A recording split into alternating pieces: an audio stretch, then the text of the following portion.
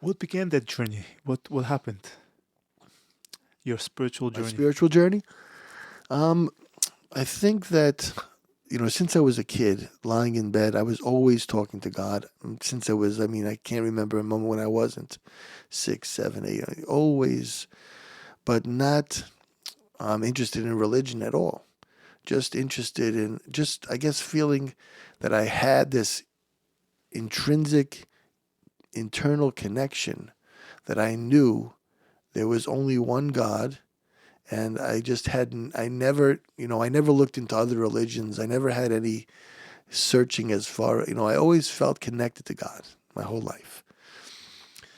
Um, and I think at a certain point, I wanted to start developing it stronger. I thought about certain like biblical figures like Abraham and Moses. I was thinking, how did they become so close with God? What did they do? How did they get close? And I started trying to look into what their journey was. What did they do to be able to achieve that?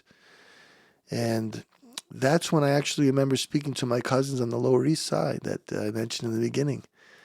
I asked them. I said, they directed me to this one-on-one learning program in Lincoln Square Synagogue in Manhattan. I showed up one night with my long hair and earrings, and I met someone named Joey Greenblatt, who was very close with Shlomo Carlebach. And Joey Greenblatt said, "I'll learn with you."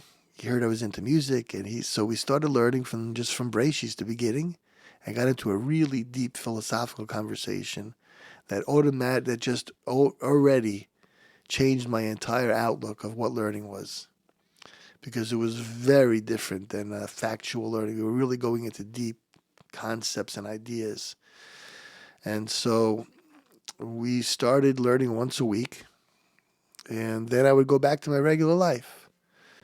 Yeah, so yeah, we finished learning, and then I would go and back to my regular life. And then I remember as I kept learning more and more, I decided that I wanted to really pursue spirituality in a big way. Um, I remember I did begin keeping Shabbos before I ever went to Israel.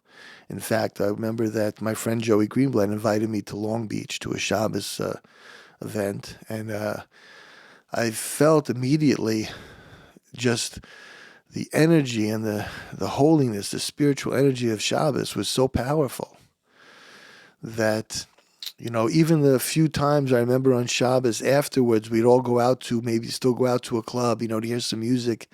And I just felt such a change from the Shabbos experience to going out that I was starting to really recognize what spirituality feels like.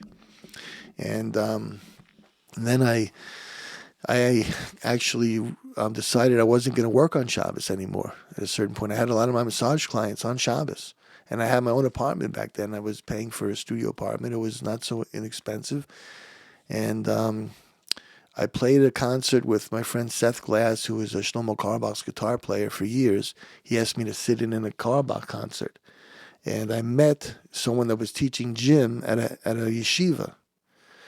Knew that I was into physical training. He said, "Oh, I know another yeshiva that needs a gym teacher." So it was right around the corner for me. So I got the job. They hired me with long hair, and I was teaching gym in this yeshiva, and it exactly paid my rent. So I stopped, working on Shabbos, and I was continuing along, but I think my mind was already, ready for some type of a change where I really wanted to move forward in spirituality. I did not begin learning seriously yet for a couple of years. It wouldn't be. But I did notice this trip to Israel and thought, hey, you know what? This is what I need to get away and really delve into spirituality and write some new songs that are deeper and going into these ideas. And this life experience would be a tremendous thing for me. So I got into this. I wrote an essay. I remember I had help from a friend and got a free trip to Poland and Israel. And off I went.